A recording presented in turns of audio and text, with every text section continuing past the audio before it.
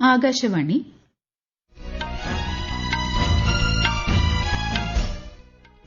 നമസ്കാരം. വാർത്തകൾ വായിക്കുന്നത് അശ്വതി.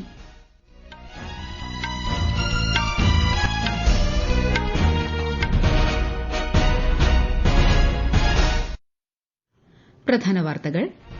തൊഴിൽദാതാക്കളുടെ രാജ്യമായി ഇന്ത്യയെ മാറ്റുക എന്ന ലക്ഷ്യത്തോടെ ആരംഭിച്ച സ്റ്റാർട്ടപ്പ് ഇന്ത്യ പദ്ധതിക്ക് ഇന്ന് ഒരു പതിറ്റാണ്ട്. ദിനാഘോഷ പരിപാടിയെ പ്രധാനമന്ത്രി നരേന്ദ്രമോദി ന്യൂഡൽഹിയിൽ അഭിസംബോധന ചെയ്യും.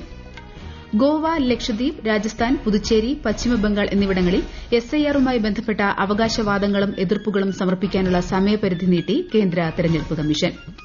ഇസ്രായേലിലേക്കുള്ള അത്യാവശ്യമല്ലാത്ത യാത്രകൾ ഒഴിവാക്കണമെന്ന് ഇന്ത്യൻ പൌരന്മാർക്ക് നിർദ്ദേശം നൽകി ടെൽ അവീവിലെ ഇന്ത്യൻ എംബസി. മത്സ്യബന്ധന, മത്സ്യകൃഷി മേഖലകളിലെ സഹകരണം ശക്തിപ്പെടുത്തുന്നതിനായി സംയുക്ത മന്ത്രിതല പ്രഖ്യാപനത്തിൽ ഒപ്പുവച്ച് ഇന്ത്യയും ഇസ്രായേലും. 64ാമത് സംസ്ഥാന സ്കൂൾ കലോത്സവം 3ാം ദിനത്തിലേക്ക്. ഇഞ്ചോടിഞ്ച് പോരാട്ടം തുടർന്ന് കണ്ണൂരും കോഴിക്കോടും.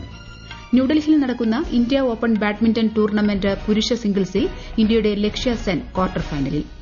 വാർത്തകൾ വിശദമായി. തൊഴിൽദാതാക്കളുടെ രാജ്യമായി ഇന്ത്യയെ മാറ്റുക എന്ന ലക്ഷ്യത്തോടെ ആരംഭിച്ച സ്റ്റാർട്ടപ്പ് ഇന്ത്യ പദ്ധതിക്ക് ഇന്ന് ഒരു പതിറ്റാണ്ട്. ന്യൂഡൽഹിയിലെ ഭാരത് മണ്ഡപത്തിൽ നടക്കുന്ന ദേശീയ സ്റ്റാർട്ടപ്പ് ദിനാഘോഷത്തെ പ്രധാനമന്ത്രി നരേന്ദ്രമോദി അഭിസംബോധന ചെയ്യും. ഒരു റിപ്പോർട്ട്. സംരംഭകത്വത്തെ ഉത്തേജിപ്പിക്കുന്നതിനായി 2016 ആരംഭിച്ച സ്റ്റാർട്ടപ്പ് ഇന്ത്യ സംരംഭം ഇന്ന് ലോകത്തിലെ ഏറ്റവും വലുതും വൈവിധ്യപൂർണവുമായ സ്റ്റാർട്ടപ്പ് ആവാസ വ്യവസ്ഥകളിലൊന്നായി മാറിയിരിക്കുകയാണ്. വികസിത ഭാരതം എന്ന ലക്ഷ്യത്തിലെത്താൻ പദ്ധതി സുപ്രധാന പങ്ക് വഹിക്കുന്നുണ്ട്. കഴിഞ്ഞ വർഷം ഡിസംബർ വരെ രാജ്യത്ത് 2 ലക്ഷത്തിലധികം അംഗീകൃത സ്റ്റാർട്ടപ്പുകൾ ആരംഭിച്ചു. ബംഗളൂരു, ഹൈദരാബാദ്, മുംബൈ, ഡൽഹി തുടങ്ങിയ സ്ഥലങ്ങളാണ് സ്റ്റാർട്ടപ്പുകളുടെ പ്രധാന കേന്ദ്രങ്ങൾ. Fund of funds, startup India seed fund scheme, credit guarantee scheme, startup India hub തുടങ്ങിയ പദ്ധതികൾ ഈ സംരംഭങ്ങൾക്ക് ഊർജ്ജം പകരുന്നതാണ്. 2014 വെറും $4 ബില്യൺ കമ്പനികളിൽ നിന്ന് ഇന്ന് $120 ബില്യൺ കമ്പനികളായി രാജ്യത്തെ സ്റ്റാർട്ടപ്പുകൾ വികസിച്ചത് സുപ്രധാന നേട്ടമായി കണക്കാക്കുന്നു. News desk, Akashvani. പശ്ചിമബംഗാളിലും അസമിലും വന്ദേ ഭാരത് സ്ലീപ്പർ ഉൾപ്പെടെയുള്ള പുതിയ ട്രെയിനുകളുടെ ഫ്ളാഗ് ഓഫ് പ്രധാനമന്ത്രി നരേന്ദ്രമോദി നാളെ നിർവഹിക്കും. പശ്ചിമബംഗാളിലെ ഹൌറയിൽ നിന്നും അസമിലെ കാമാഖ്യയിലും നിന്നുള്ള ട്രെയിൻ സർവീസുകൾക്കാണ് പ്രധാനമന്ത്രി തുടക്കം കുറിക്കുന്നത്. പശ്ചിമബംഗാൾ, അസം, ബീഹാർ, ഒഡീഷ, ആന്ധ്രാപ്രദേശ്, കർണാടക, തമിഴ്നാട്, മഹാരാഷ്ട്ര, ഉത്തർപ്രദേശ്, മധ്യപ്രദേശ് എന്നിവിടങ്ങളെ പരസ്പരം ബന്ധിപ്പിച്ച് യാത്ര സുഗമമാക്കാൻ പുതിയ സർവീസുകൾ സഹായകമാകും. ആഗോള സമ്പദ് വ്യവസ്ഥയുടെ വളർച്ചയിൽ ഇന്ത്യ സുപ്രധാന ചാലക ശക്തിയാണെന്ന് അന്താരാഷ്ട്ര നാണയനിധി. 3ാം പാദത്തിൽ ഇന്ത്യയുടെ സാമ്പത്തിക വളർച്ച പ്രതീക്ഷിച്ചതിലും ശക്തമായിരുന്നുവെന്ന് IMF അഭിപ്രായപ്പെട്ടു. ഇന്ത്യയുടെ വളർച്ച ശക്തമായി തുടരുന്നതായും ആഭ്യന്തര ഉപഭോഗത്തിന്റെ വളർച്ചയാണ് ഇതിന് കാരണമെന്നും IMF വ്യക്തമാക്കി. രാജ്യത്ത് വൈദ്യുതി ഉൽപാദന ശേഷി ഇരട്ടിയിലധികം വർദ്ധിച്ചതായി കേന്ദ്രമന്ത്രി മനോഹർ ലാൽ. 2014 249 ജിഗാവാട്ട് ആയിരുന്നത് 2025 510 ജിഗാവാട്ടിലെത്തി. ന്യൂഡൽഹിയിൽ ഭാരത് വൈദ്യുതി ഉച്ചകോടി 2026ന്റെ ഉദ്ഘാടന ചടങ്ങിൽ സംസാരിക്കുകയായിരുന്നു കേന്ദ്രമന്ത്രി. ലോകത്തിലെ 3ാമത്തെ വലിയ വൈദ്യുതി ഉൽപാദക രാജ്യവും ഉപഭോക്താവുമാണ് ഇന്ത്യയെന്നും അദ്ദേഹം പറഞ്ഞു.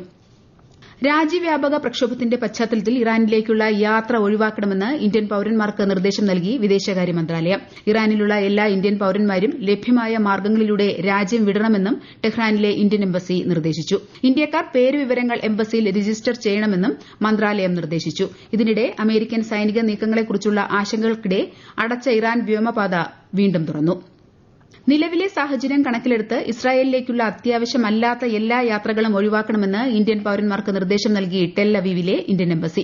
ഇസ്രായേലിലുള്ള എല്ലാ ഇന്ത്യൻ പൌരന്മാരും ജാഗ്രത പാലിക്കണം. ഇസ്രായേൽ അധികൃതർ പുറപ്പെടുവിച്ച സുരക്ഷാ മാർഗ്ഗനിർദ്ദേശങ്ങൾ കർശനമായി പാലിക്കണമെന്നും എംബസി നിർദ്ദേശിച്ചു. അടിയന്തര സാഹചര്യമുണ്ടായാൽ ഇന്ത്യൻ എംബസിയുടെ 24 മണിക്കൂറും പ്രവർത്തിക്കുന്ന ഹെൽപ്പ് ലൈൻ നമ്പറുകളായ 972 54 752071 972 54 32 78 392 എന്നിവയുമായി ബന്ധപ്പെടാം. കൂടാതെ cons1.telaviv@mea.gov.in എന്ന ഇമെയിൽ വിലാസം വഴിയും ബന്ധപ്പെടാം. ഇറാനിലെ കേരളീയർക്കായി നോർക്ക റൂട്ട്സ് ഹെൽപ്പ് ഡെസ്ക് ആരംഭിച്ചു. മുഖ്യമന്ത്രിയുടെ നിർദ്ദേശപ്രകാരമാണ് നടപടി. സഹായം ആവശ്യമുള്ള മലയാളികൾക്ക് 1800 4253 939 എന്ന നമ്പറിലും 918802012345 എന്നീ നമ്പറിലും ബന്ധപ്പെടാവുന്നതാണ്.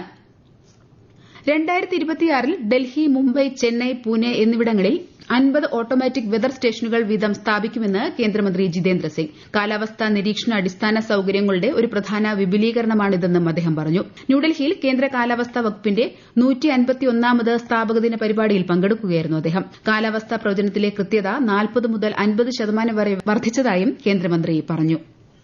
Go on increasing as per the requirement. But I'm talking of thus the year 2026 because as I said, we had only 15 radars when this government came and we'll have 50 more within this year. And automatic weather stations, we'll have 50 each 4 cities, which is 200. കേന്ദ്ര ആഭ്യന്തരമന്ത്രി അമിത്ഷാ ഇന്ന് ന്യൂഡൽഹിയിൽ 3ാമത് അന്താരാഷ്ട്ര KITE festival ഉദ്ഘാടനം ചെയ്യും. സാംസ്കാരിക പ്രവർത്തനങ്ങളും പൊതുജന പങ്കാളിത്തവും പ്രോത്സാഹിപ്പിക്കുക എന്നതാണ് ഫെസ്റ്റിവലിന്റെ ലക്ഷ്യം. ഡൽഹി ലഫ്റ്റനന്റ് ഗവർണർ വിനയ് കുമാർ സക്സേന, ഡൽഹി മുഖ്യമന്ത്രി രേഖ ഗുപ്ത എന്നിവർ പരിപാടിയിൽ പങ്കെടുക്കും. ഈ വാർത്തകൾ ആകാശവാണിയിൽ നിന്ന്. ആകാശവാണി വാർത്തകളും വാർത്താധിഷ്ഠിത പരിപാടികളും All India Radio News Thiruvananthapuram YouTube ചാനലിലും All India Radio News Thiruvananthapuram Facebook പേജിലും AR News_ തിരുവനന്തപുരം ഇൻസ്റ്റഗ്രാം അക്കൌണ്ടിലും AR News_TVM X ഹാൻഡിലും ലഭ്യമാണ്. ഗോവ, ലക്ഷദ്വീപ്, രാജസ്ഥാൻ, പുതുച്ചേരി, പശ്ചിമബംഗാൾ എന്നിവിടങ്ങളിൽ നടന്നുകൊണ്ടിരിക്കുന്ന SIRന്റെ സമയക്രമം നീട്ടി കേന്ദ്ര തെരഞ്ഞെടുപ്പ് കമ്മീഷൻ. വോട്ടർമാർക്ക് അവകാശവാദങ്ങളും എതിർപ്പുകളും ഈ മാസം 19 വരെ സമർപ്പിക്കാം. സംസ്ഥാനത്ത് തീവ്ര വോട്ടർ പട്ടിക പരിഷ്കരണത്തിന് ശേഷം പ്രസിദ്ധീകരിച്ച കരട് വോട്ടർ പട്ടികയിൽ നിന്ന് ഒഴിവാക്കപ്പെട്ടവരുടെ പേരുകൾ സാധാരണ ജനങ്ങൾക്ക് പ്രാപ്യമാകുന്ന തരത്തിൽ പൊതു ഓഫീസുകളിലും ഔദ്യോഗിക വെബ്സൈറ്റിലും പ്രസിദ്ധീകരിക്കണമെന്ന് സുപ്രീംകോടതി. സംസ്ഥാനത്തെ SIR പ്രക്രിയയുമായി ബന്ധപ്പെട്ട ഹർജികൾ പരിഗണിക്കുകയായിരുന്നു കോടതി. മത്സ്യബന്ധന, മത്സ്യകൃഷി മേഖലകളിലെ സഹകരണം ശക്തിപ്പെടുത്തുന്നതിനായി ഇന്ത്യയും ഇസ്രായേലും സംയുക്ത മന്ത്രിതല പ്രഖ്യാപനത്തിൽ ഒപ്പുവച്ചു. വിശദാംശങ്ങളിലേക്ക്. ഇസ്രയേലിൽ നടന്ന 2ാമത് ബ്ലൂ ഫുഡ് സെക്യൂരിറ്റി ഉച്ചകോടിയിലാണ് മത്സ്യബന്ധന, മത്സ്യകൃഷി മേഖലകളിലെ സഹകരണം ശക്തിപ്പെടുത്തുന്നതിനായുള്ള പ്രഖ്യാപനം ഒപ്പുവച്ചത്. മത്സ്യകൃഷി സാങ്കേതിക വിദ്യയിലെ സംയുക്ത ഗവേഷണത്തിലും വികസനത്തിലും ഉത്തരവാദിത്ത മത്സ്യബന്ധന രീതികളിലും പ്രഖ്യാപനം ശ്രദ്ധ കേന്ദ്രീകരിക്കുമെന്ന് കേന്ദ്ര മത്സ്യബന്ധന, മൃഗസംരക്ഷണ മന്ത്രാലയം പറഞ്ഞു. നൂതന മത്സ്യബന്ധന, മത്സ്യകൃഷി മേഖലയിലെ സ്റ്റാർട്ടപ്പുകളുടെ കൈമാറ്റത്തിനും പിന്തുണയ്ക്കും പ്രഖ്യാപനം ഊന്നൽ നൽകുന്നുവെന്ന് മന്ത്രാലയം അറിയിച്ചു. 3 ദിവസമായി നടന്ന ഉച്ചകോടിയിൽ കേന്ദ്രമന്ത്രി രാജീവ് രഞ്ജൻ സിംഗ് ഇന്ത്യൻ സംഘത്തെ നയിച്ചു. News desk, Akashvani. ഹജ്ജ് രജിസ്ട്രേഷനുള്ള സമയപരിധി ഈ മാസം 25 വരെ ദീർഘിപ്പിച്ച് കേന്ദ്ര സർക്കാർ. കോടൽ നടപടിക്രമങ്ങൾ പൂർത്തിയാക്കാൻ സമയം ആവശ്യമാണെന്ന ഹജ്ജ് യാത്രക്കാരുടെ അപേക്ഷയുടെ പശ്ചാത്തലത്തിലാണ് കേന്ദ്ര ന്യൂനപക്ഷ മന്ത്രാലയം സമയം നീട്ടിയത്. കാലാവധി ഇനി നീട്ടി നൽകില്ലെന്നും മന്ത്രാലയം വ്യക്തമാക്കി. 64ാമത് സംസ്ഥാന സ്കൂൾ കലോത്സവം 3ാം ദിനത്തിലേക്ക് കടക്കുമ്പോൾ കണ്ണൂരും കോഴിക്കോടും ഇഞ്ചോടിഞ്ച് പോരാട്ടം തുടരുന്നു. ഒടുവിൽ ലഭിച്ച കണക്കുകൾ പ്രകാരം കണ്ണൂർ 487 പോയിന്റുകളുമായി മുന്നിൽ നിൽക്കുന്നു. കോഴിക്കോട് 483 പോയിന്റുമായി 2ാം സ്ഥാനത്തും ആതിഥേയരായ തൃശൂർ 481 പോയിന്റുകളുമായി തൊട്ടുപുറകിലുമുണ്ട്. ന്യൂഡൽഹിയിൽ നടക്കുന്ന ഇന്ത്യ ഓപ്പൺ ബാഡ്മിന്റൺ ടൂർണമെന്റിന്റെ പുരുഷ സിംഗിൾസിൽ ഇന്ത്യയുടെ ലക്ഷ്യ സെൻ ക്വാർട്ടർ ഫൈനലിൽ പ്രവേശിച്ചു. ജപ്പാന്റെ നിഷിമോട്ടോ കെൻഡയെ പരാജയപ്പെടുത്തിയാണ് ലക്ഷ്യയുടെ ക്വാർട്ടർ പ്രവേശനം. ഇന്ന് നടക്കുന്ന ക്വാർട്ടർ ഫൈനലിൽ ലക്ഷ്യ സെൻ ചൈനീസ് തായ്പേയ് താരം ലിൻ ചുനിയെ നേരിടും. ICC അണ്ടർ-19 പുരുഷ ക്രിക്കറ്റ് ലോകകപ്പിന്റെ ഉദ്ഘാടന മത്സരത്തിൽ USAയെ 6 വിക്കറ്റിന് ഇന്ത്യ പരാജയപ്പെടുത്തി. സിംബാബ്വേയിൽ നടന്ന മത്സരം മഴ കാരണം 37 ഓവറാക്കി ചുരുക്കിയ മത്സരത്തിൽ 96 റൺസ് എന്ന വിജയലക്ഷ്യം ഇന്ത്യ അനായാസം നേടി. നാളെ നടക്കുന്ന ഗ്രൂപ്പ് എ മത്സരത്തിൽ ഇന്ത്യ ബംഗ്ലാദേശിനെ നേരിടും. വനിതാ പ്രീമിയർ ലീഗ് ക്രിക്കറ്റിൽ മുംബൈ ഇന്ത്യൻസിനെതിരെ UP വാരിയേഴ്സിന് ജയം. ഇന്നലെ നവി മുംബൈയിൽ നടന്ന മത്സരത്തിൽ UP വാരിയേഴ്സ് 7 വിക്കറ്റിനാണ് വിജയം നേടിയത്. ഇന്ന് നടക്കുന്ന മത്സരത്തിൽ ഗുജറാത്ത് ജയന്റ്സ് റോയൽ ചലഞ്ചേഴ്സ് ബംഗളൂരുവിനെ നേരിടും. രാത്രി 7:30-നാണ് മത്സരം. 2026 AFC വനിതാ ഏഷ്യൻ കപ്പ് തയ്യാറെടുപ്പുകളുടെ ഭാഗമായുള്ള പരിശീലന ക്യാമ്പിനായി ഇന്ത്യൻ സീനിയർ വനിതാ ഫുട്ബോൾ ടീം ഇന്നലെ തുർക്കിയയിലെത്തി. 26-അംഗ ഇന്ത്യൻ സംഘം 3 യൂറോപ്യൻ ക്ലബ്ബുകളുമായി സൌഹൃദ മത്സരങ്ങൾ കളിക്കും. ആധാർ അപ്ഡേറ്റ് ചെയ്യാൻ ആപ്പ് ഇൻസ്റ്റാൾ ചെയ്യണമെന്നും അല്ലെങ്കിൽ യോനോ ആപ്പ് ബ്ലോക്ക് ആവുമെന്ന തരത്തിൽ SBIയുടെ പേരിൽ പ്രചരിക്കുന്ന വീഡിയോ വ്യാജമാണെന്ന് കേന്ദ്ര സർക്കാർ. ഇത്തരം ഫയലുകൾ ഡൌൺലോഡ് ചെയ്യരുതെന്നും വ്യക്തിഗത വിവരങ്ങളോ ബാങ്കിംഗ് ആധാർ വിവരങ്ങളോ പങ്കുവയ്ക്കരുതെന്നും പ്രസ് ഇൻഫർമേഷൻ ബ്യൂറോയുടെ വസ്തുതാ പരിശോധന യൂണിറ്റ് അറിയിച്ചു.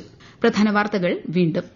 തൊഴിൽദാതാക്കളുടെ രാജ്യമായി ഇന്ത്യയെ മാറ്റുക എന്ന ലക്ഷ്യത്തോടെ ആരംഭിച്ച സ്റ്റാർട്ടപ്പ് ഇന്ത്യ പദ്ധതിക്ക് ഇന്ന് 1 പതിറ്റാണ്ട്. ദിനാഘോഷ പരിപാടിയെ പ്രധാനമന്ത്രി നരേന്ദ്രമോദി ന്യൂഡൽഹിയിൽ അഭിസംബോധന ചെയ്യും. ഗോവ, ലക്ഷദ്വീപ്, രാജസ്ഥാൻ, പുതുച്ചേരി, പശ്ചിമബംഗാൾ എന്നിവിടങ്ങളിൽ SIRുമായി ബന്ധപ്പെട്ട അവകാശവാദങ്ങളും എതിർപ്പുകളും സമർപ്പിക്കാനുള്ള സമയപരിധി നീട്ടി കേന്ദ്ര തെരഞ്ഞെടുപ്പ് കമ്മീഷൻ. ഇസ്രായേലിലേക്കുള്ള അത്യാവശ്യമല്ലാത്ത യാത്രകൾ ഒഴിവാക്കണമെന്ന് ഇന്ത്യൻ പൌരന്മാർക്ക് നിർദ്ദേശം നൽകി ടെൽ അവീവിലെ ഇന്ത്യൻ എംബസി.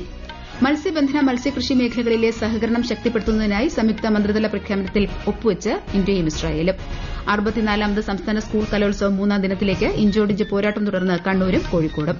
ന്യൂഡൽഹിയിൽ നടക്കുന്ന ഇന്ത്യ ഓപ്പൺ ബാഡ്മിന്റൺ ടൂർണമെന്റ് പുരുഷ സിംഗിൾസിൽ ഇന്ത്യയുടെ ലക്ഷ്യ സെൻ ക്വാർട്ടർ ഫൈനലിൽ. വാർത്തകൾ കഴിഞ്ഞു. അടുത്ത വാർത്താ പ്രക്ഷേപണം 11-ന്.